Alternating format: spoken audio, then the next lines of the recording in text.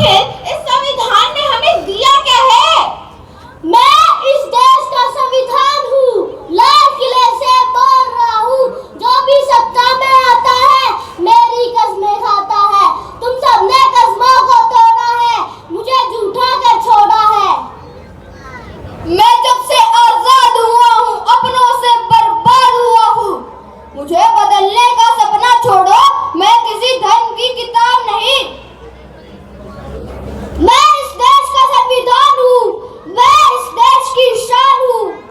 बंद करो ये देश अवस्था, देश को करो ना बर्बाद। ना कोई जाति बड़ी है ना कोई धर्म, देश का संविधान संभालो, देश का संविधान। मेरे सारे सिपाही अभी जिंदा हैं, मुझे बदलने के बारे में सोचना भी मत।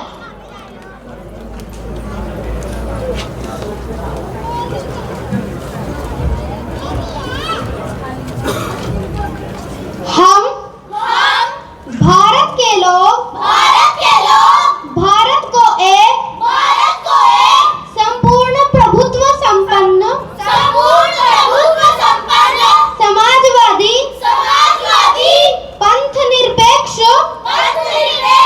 लोकतंत्रात्मक गणराज्य बनाने के लिए तथा उसके समस्त नागरिकों को सामाजिक आर्थिक और राजनीतिक न्याय विचार अभिव्यक्ति